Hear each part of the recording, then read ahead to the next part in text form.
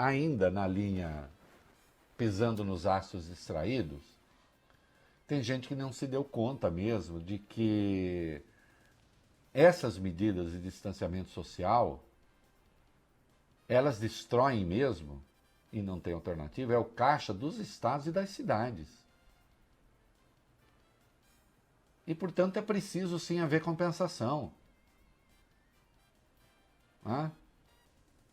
Vamos lá. Vamos, Reinaldo. 21. Vamos lá. Como você disse ontem, a Câmara adiou para a semana que vem a votação de um plano de socorro aos estados durante a pandemia do coronavírus. O projeto é uma iniciativa do presidente da Casa, Rodrigo Maia. Por outro lado, ele é muito criticado pela equipe econômica do governo. O ministro Paulo Guedes considera a proposta uma bomba fiscal de 180 bilhões de reais. Maia e o relator, o deputado Pedro Paulo, não concordam com esse cálculo. Para eles, o impacto seria bem menor.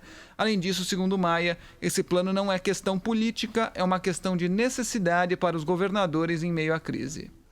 Vamos aos pontos do projeto, Bob, porque aí eu quero comentar depois. Vamos lá. Vamos lá, Reinaldo. O projeto do deputado Pedro Paulo do DEM do Rio de Janeiro propõe que sejam suspensas as dívidas dos estados com a Caixa e o BNDES, e isso custaria 9 bilhões de reais. Propõe ainda que o governo federal recomponha 3 meses de ICMS, que está caindo em torno de 30%.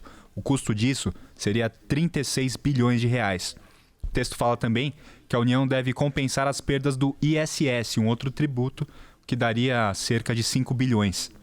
Além disso, o projeto permite que estados elevem o seu endividamento em até 8% da receita corrente líquida, com aval do Tesouro. O custo para o Tesouro seria aí de 50 bilhões de reais, caso todos dessem calote na dívida. Tudo isso somado dá mais ou menos 100 bilhões nessa hipótese extrema dos empréstimos não serem pagos. Na hipótese extrema de não serem pagos. Então aí vamos comparar com aquilo que se chamou de Plano Mansueto. Depois eu quero comentar tudo. E eu quero que você depois, porque aqui isso é um programa de rádio, fica na internet. Claro, você pode ir lá revisitar aquilo que nós estamos falando.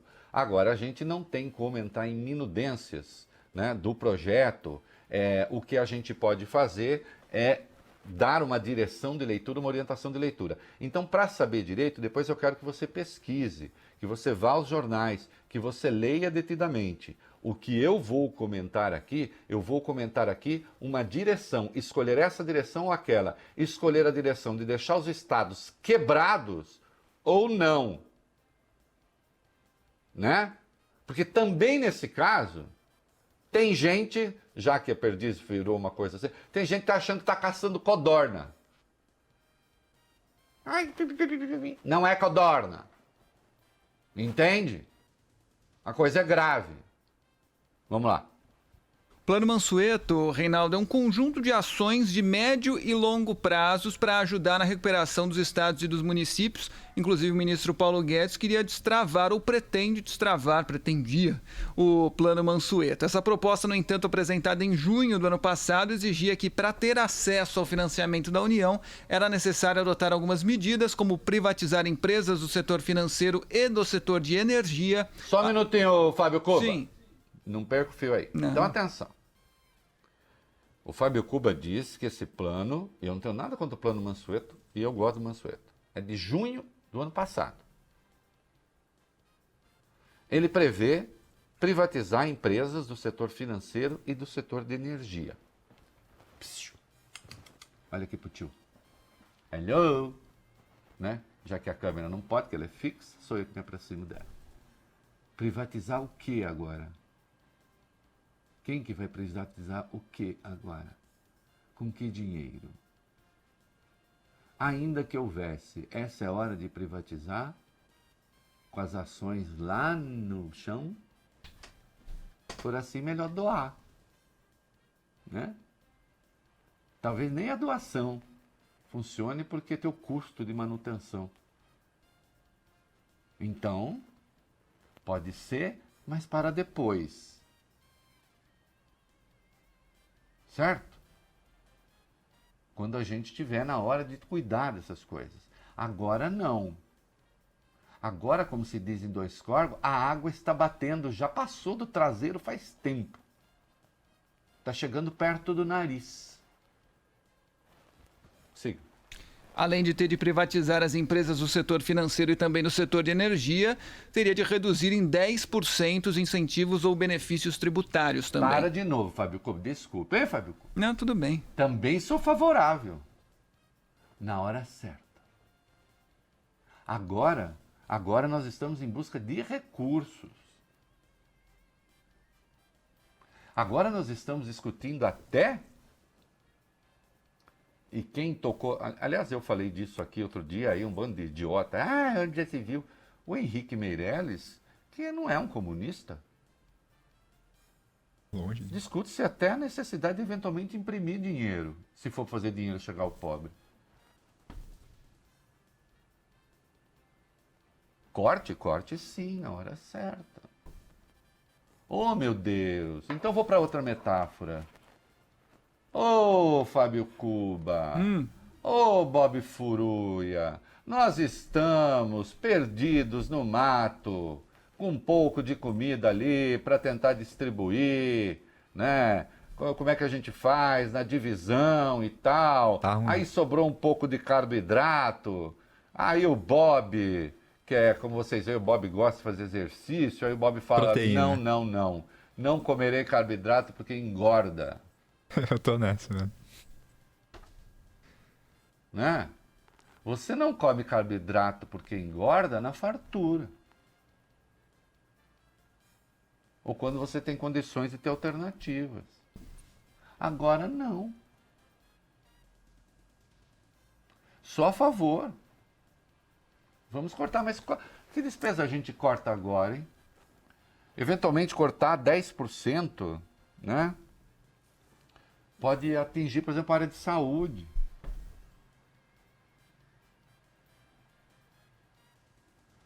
Vamos garantir os recursos aos estados?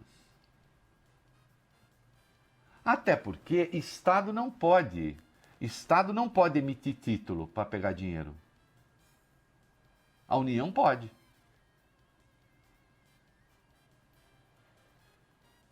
Ora, esse não é o governo que tinha como linha geral mais Brasil e menos Brasília? Eu sou favorável à PEC, foi necessária. Agora, a PEC não pode, sob pretexto de aplicar a PEC, destruir a federação. Os estados precisam de recursos. Sim. Assim como as empresas. Ou nós queremos sair disso com os estados todos quebrados? Ou boa parte dos estados quebrados? Ou se vai usar essa crise para que o governo federal se transforme em uma espécie de gendarme, de senhor absoluto dos próprios estados quebrados sem dinheiro?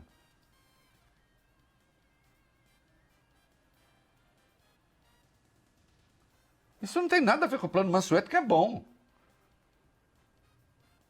Quando puder ser aplicado, é excelente. Quando voltar a hora de a gente começar a fazer exercício, controlar carboidrato, comer um pouco mais de proteína, quando chegar a hora dessa regulação, excelente. Agora os estados precisam de recursos. Ai, não, é que eu sou liberal e eu não gosto. Não, então você não é liberal, você é burro. Deixa de ser burro. Ou de ter má fé.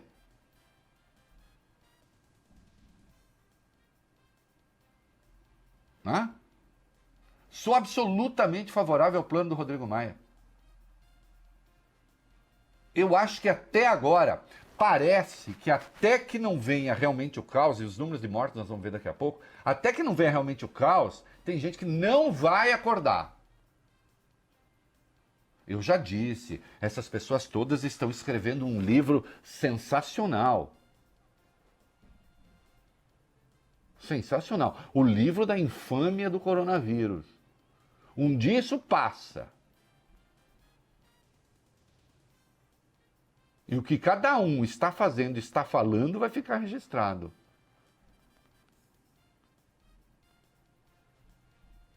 Hã?